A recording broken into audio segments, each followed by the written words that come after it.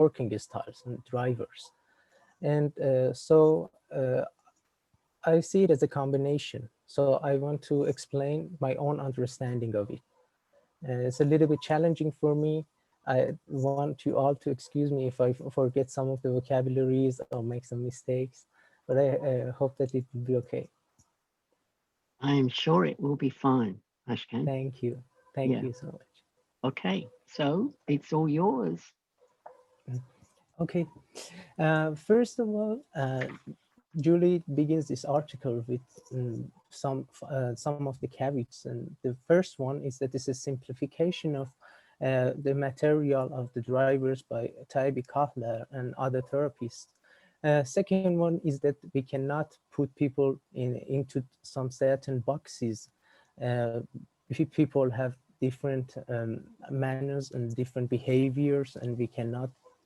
And the third one also is that we cannot put them in a certain style and expect them to behave in some uh, special ways, because they are more flexible than that, and we can expect everything from people doing. The model name is AP3 because it has three dimensions in this cube, uh, which all dimensions have an A and a P, like active, passive, alone, people, and acceleration and patience. The first one, that is active and passive, is not necessarily about how active the person and how energetic the person is, that, but it refers to how the person likes to initiate contact with others, or on the other hand, the person expects others to initiate contact with them. The second dimension is alone and the people, uh, which means how much the person prefers to do things on their own and do things alone, but on the other hand, or like to do it with a group of people, or probably be the central figure of them. And the third dimension, which is close to the hurry up driver, which we all know, is about acceleration and patience. But something interesting is that this third dimension is not it's not simply from back to front, and it is closer to the side of active alone. The patience, for example, is closer to the active alone, and the acceleration is in more closer to the people passive, which I will explain it. So going to the styles and the explanations, imagine it starts with an imagination of a space with that you're going to a conference and arriving before the session is starting, and imagine that you are watching people, how they are coming, how the styles of their clothing they have, and how do they initiate contact with others. The first style, which is uh, the right up box in the cube, which is named active and alone. Uh, I want to change the order of these paragraphs as I understand it better when I combine it with the drivers that we know. So in the last paragraph of each style, it is mentioned that which driver is closer to this. But I will start it with the driver. If, for example, the active alone style is referring to people with a be perfect driver. So in the each paragraph, you will see that how these descriptions are related to the info that you have in your mind with for be perfect people. In the first one, for example, it says that active alone people are so likely to be dressed very neatly. As we know, be perfect people are like this. In a classically business-oriented style, they like to be pressed, they like to be polished, anyway in a perfect condition when they are getting clothes.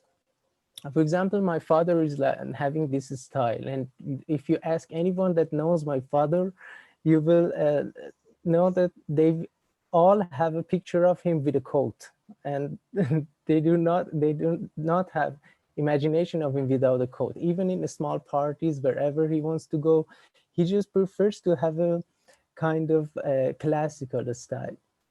And there's an example here which is not very familiar to me. It says that in the UK, for example, the men choose blazer and flannels for weekend, and the women wear dresses and tights. So they do not usually feel comfortable with casual clothes, and they actively dislike dress down days at work.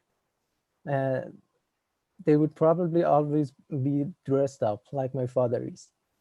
Because they are active, they would probably initiate contact with people in the conference, before the conference. But because they are alone, they will not initiate contact with a group of people. They will prefer to talk only with one or only with two people at a time. And if you notice the subject that they are talking about, you will see that these people will usually talk about something that is related to work. And it is, they do not go with a real personal level in their talking with people. They prefer to talk about their job and their work. Another clue is that they speak very clearly and concisely, and their words are precise, and their sentences are usually grammatically correct because they like to be perfect. Uh, they may also add clauses, subsentences, they may use brackets, they want to make sure that they include everything and everything is done perfectly and complete, and they do not miss anything when they are talking. They might add in a lot of information to make what they want to say more complete. And uh, as the last clue, uh, you will see that they preferred channel of communication is functional adult to functional adult, because they usually like to talk about work. Um, I want to also add the third dimension here. Um, these type of people, be perfect ones, you do not usually come with a hurry up. It's more likely that they be more patient, because if they hurry up, they cannot be perfect. And if they hurry up, they cannot uh, include everything as they want to. So it is more probable that this type of people go with the patience. That's why the patience is closer to the active alone box in the model. The second style is active people, which refers to please others or please people, uh, driver of the people. And in the first view at the conference, you will probably notice that they usually use bright colors and interesting jewelry when they are choosing clothes. You might probably notice their perfume or aftershave, which is also pleasing for you because they want to please others. And men, for example, they would probably uh, use kind of decorative watch or bracelets or some certain things that would be colorful. But there is something about them that they do not want to shock people. They usually want to be generally acceptable. Uh, when I recognize this style and driver in myself, I recognize that please people for me is coming up with an underlying don't be important, for example. And this don't be important makes me not wanting to be noticed and uh, not wanting to shock people. So they won't use the most recent trends of the clothes. They will choose the clothes that are acceptable, but they are also being shiny and interesting for others. The next thing about them is that because they are active, they would like to initiate contact with others. But, and also because they are people, uh, they will like to initiate contact with a group or with number of people. But usually often they want to become the star of the group. And I can assume that they do it with giving some certain strokes to any of the members in the group to become pleasing for them and to please them. Uh, the next thing is that um, these style of people usually like to talk at a personal level, and they do not usually like to talk about work. If you want to give them certain strokes, it's better that you do it about asking about their family, asking about some personal questions, and they would usually come up in a nurturing way, which is again related to please people.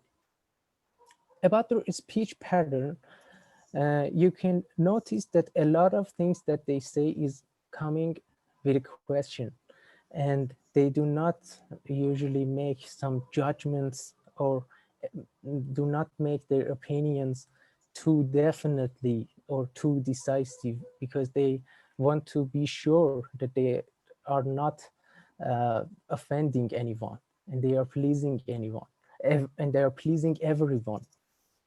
uh, about this, when I saw this questioning inflection and questioning at the end of comments for them, I just noticed that for me, for example, when I wanted to make this presentation, I wanted to send an email to Julie to say that, okay, I want to do that.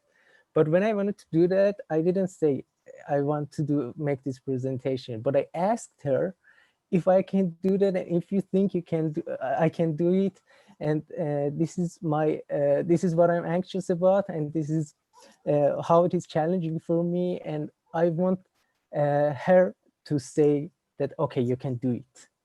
So these type of people are not usually so decisive about things, and when they want to make comment about things, they do it in a way that seem a little weak and undecided. So they can back off all of their comments when it is challenged.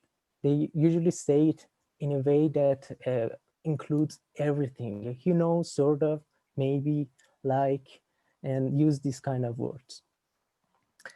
Um, in the facial expression, you will notice that these type of people are usually smiling, and they have usually a smile on their face, and in some certain moments that they need to be like more serious, you will see that this smile is with a little bit of anxiety. You will see that they have an anxious smile, but they are always smiling. And the last thing is that if you want to give them a stroke, give them a strokes about how interesting they are as a human being in a relational level and in the personal level, not about their work. And because their preferred channel of communication is a nurturing parent to a natural child. And adding the third dimension, the sometimes this kind of this style of people come with a hurry up, and it is not as common, for example, as tryhards, but they sometimes come with hurry ups. The third style is passive people, which refers to the tryhard driver. um, this type of people also uh, are sometimes wearing something unusual, and they want to be unique, and they might be also shiny, but the difference is that it is okay for them to be shocking. For pleased people, it is not okay to be shocking. They want to make sure they are acceptable. But tryhards uh, can be easily unusual. They use the latest trends and most recent clothes that are becoming trend, and they want to be unique. Because they are passive, they would probably leave it to others to initiate contact. But because they are people, they like to be in the groups. So it is so probable that they go and stand near a group and wait for someone to invite them to that group. But as soon as they are going to that group, they would probably do something unusual, because again, they want to be unique in that group. They have a very creative mind. They have very creative ideas about everything. They might change subjects when they are talking. You might notice that they do not usually finish their sentences, because whatever they are talking about reminds them of something else, and then and they talk about that and again reminds them of something else. And you might realize that I didn't know what the person said, but I know that the person talked about a lot of things, but they did not finish anything. It is also in their lifestyles, because it is so probable that a try hard change jobs, change projects, and change the groups that they are being joined. They usually like to talk about their hobbies, which also might change very frequently. They might have one hobby for this month, another hobby next month, and they would like to talk about their hobbies more. If you want to give them strokes, uh, it's better than the stroke would be about play, about hobby.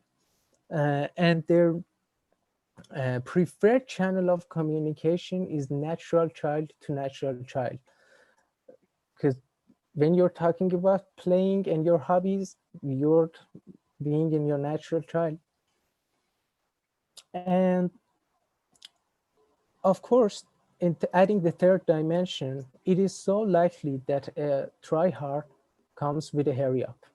That's why the acceleration dimension is really uh, is the closest to passive people side of the cube. And the last style is passive alone, which refers to be strongs and be a strong driver. Um, if they could, they would avoid coming to the conference, because they are stronger that they imagine there is something for them in the conference that can add to them. This see that you will notice that they seem to pay a little attention to their appearance, a little attention to anything that is happening in there. And mm, they would not like to initiate any contact with anyone. They are passive, and also they are alone, so they might just hide somewhere before the conference, not to uh, even want anyone to invite them into any contact. What we know about these BS trunks is that uh, their way of speaking is usually monotonous, because as I know, this is the BS trunks are usually having a don't feel injunction that does not let them have show some certain feelings in their facial expression, in the tone of their voice.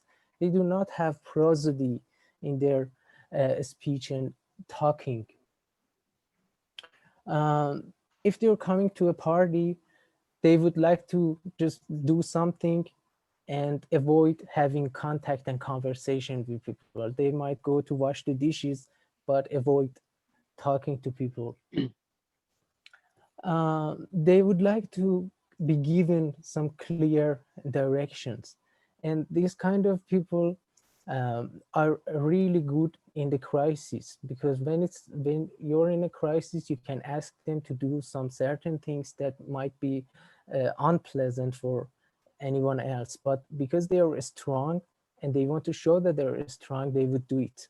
And it's easier for them to uh, handle the crisis. Uh, if you want to give them some certain strokes, just be polite with them. Give them some greetings, give me some rituals, and it is a kind of, yeah, it is enough for them just to be polite and just to have rituals. And their preferred channel of communication also is a controlling parent and to adapt a child. Something else that was interesting for me here is that in the examples, uh, it it is said that these type of people usually have a partner which is please people. And when I thought a little more about it, I saw that this is kind of interesting for me because it reminded me of something about attachment styles. I don't know if it's right or not. I want Julie to say after this, but it reminded me that when I was reading about attachment styles, I saw that it is so probable that people with avoidant attachment style be in a relationship with an anxious attachment style. And also it is when I came to review the questionnaires about drivers and also about attachments, I saw that there are some things that are same about be strongs and avoidant attachments, and also please people and anxious attachments. I don't know how does this correlate, but it went like a little close to my mind when I was reading this. Uh, I think the next one, which is acceleration and patience, I explained it in between them.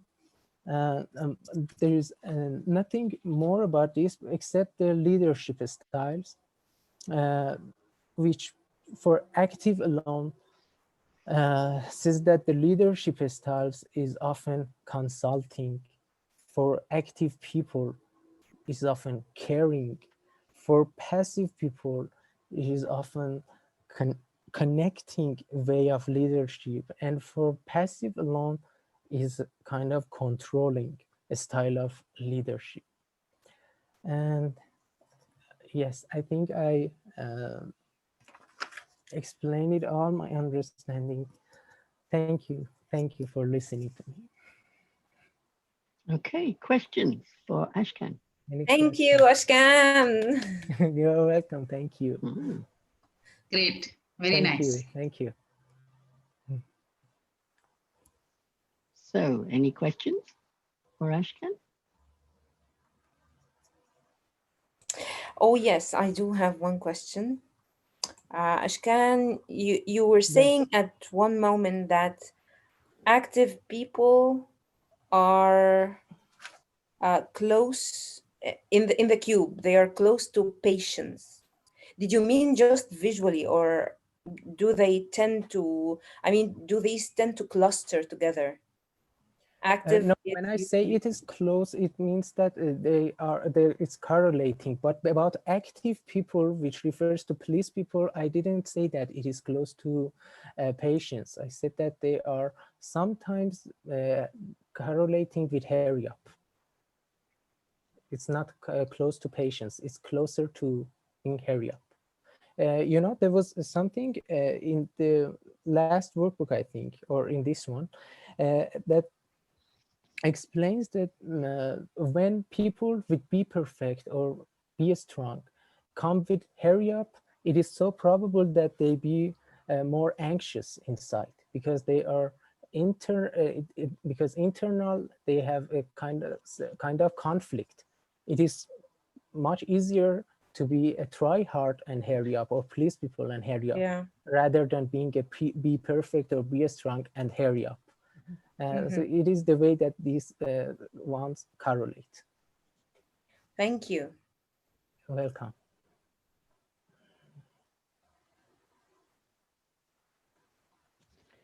I think I have a question. I love it. I'm not quite sure if I do have a question, but I do have a question, I think. as you were going through those, and you obviously recognize and see the things in yourself, but how often do they sort of flip between themselves? Like you could be an active people and an active alone, and you just sort of adapt between the two as and when you might kind of need to, or you have learned to, or do passive people and passive alone. Is there a movement between them, because they're quite defined? Actually, for me, if you're asking my experience, for example, my father is the first one, an active alone and be perfect, and my mother is the second one, which is active people and please people. And I see both of them in myself. I see that I have some things about be perfect, and I have something about please people. Yeah, I think it's probable that a person will be a combination of both of you, because I think that some of them I took from my father, and some of them I took from my mother. Yes. And I think if you're in that sort of please people, adaptive child type of Yes. person, you will work out what you need to do to adapt, to be able to be in any particular situation. So that would be the adaptive nature is there. Yes. When you asked the question, I thought about adaptability. So probably that's how I think. Probably we have our preferred style. But seems like we do all adapt to people, because usually, when there's like 5 styles, and now on the call there's like 15 people and my style is X, probably there will be less people with my style. There will be more people with various styles. So we need to adapt to others. So I think it just takes more energy of the person, and it's maybe draining, like for extroverts to be in the introverted environment and vice versa. But Yeah. I think we do have a preference. That's how I understand the concept, at least. But we move in the dimension. It just takes more energy from us. That's how I understand it. Yeah, I agree. Yeah, it's the natural right preference. Also, because you said, I think Sandy, you said that the you exert least energy when you're in your natural style, and when you're most under stress, you definitely go kicking right into your most preferred. For me, that will be be perfect, and then I'm super critical of others and myself. So yeah. I would agree. I'd say in an organization, you see a lot of people. I imagine in a one-on-one situation, you're likely to find somebody settle into their natural.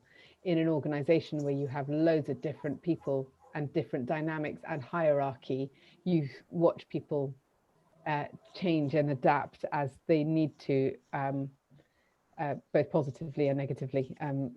Depending on what's going on around them. You see, but then I think a lot of problems occur because people don't adapt. They stick rigidly within their preferences. And unless you're thinking consciously about what the other person is like, what strokes they prefer, what they respond well to, and then you adapt to that. I'll give you an example. So what the coachee that I had was a please people, be perfect combination, and she desperately wanted to get those same strokes from her manager, who was a be strong. Well, he didn't care about telling her, oh, you did such a great job, you're such a great person, I really want you on the team. He was really all about task orientated success, and once you get around that idea that actually what you need is actually not what you need anyways, but it's most certainly not what the other person's preference would be. It's not, especially not the be strong. So I see that a problem. I mean, for me personally, or for people in, unless you're aware, that will be your first problem anyways, when you are trying to get on with people. And then as an HR person, I see the fallout of that immediately, because the grievances come and complaints come, and people want mediation or just want to not work with people anymore. Things fall apart.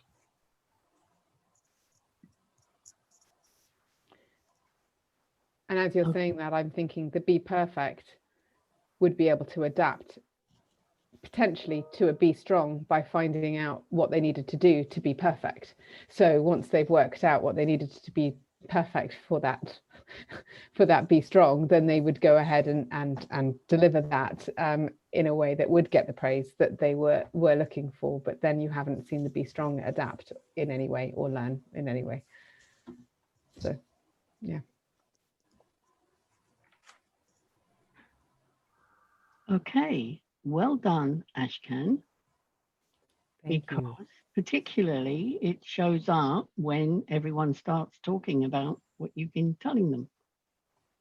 And you've also prompted me to think, okay, that's really interesting, because you linked in injunctions and strokes as well. So you extended the material. So that was really good. And now I'm going to suggest some other things that you all might want to think about. Does this give us any explanation of how different people deal with COVID? And how come you're all on a Zoom call and other TA people are believing that you can't work online, you've got to be there, you've got to have some hugs?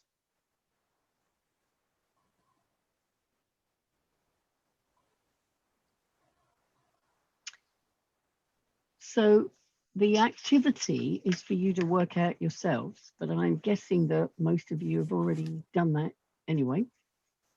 And to think about clients and colleagues and so on. So I'm thinking, how about I put you into a couple of breakout rooms and you actually talk about how could this help us work out how people are dealing with COVID, which is basically how they're dealing with change, but of a particular kind. Because the change is actually about you cannot have the normal contacts with human beings that you've got used to. Does that sound all right? 20 minutes to talk about it, and then maybe each group comes back and gives a report back so that we can capture all the different ideas. Any questions or comments on what I'm suggesting before I put you into the groups? Okay, fine. Let me form a couple of breakout rooms then. I will just do them automatically, so it's just luck which group you end up in. Okay, and I will send you a time warning in 19 minutes. Don't forget to click on the join button.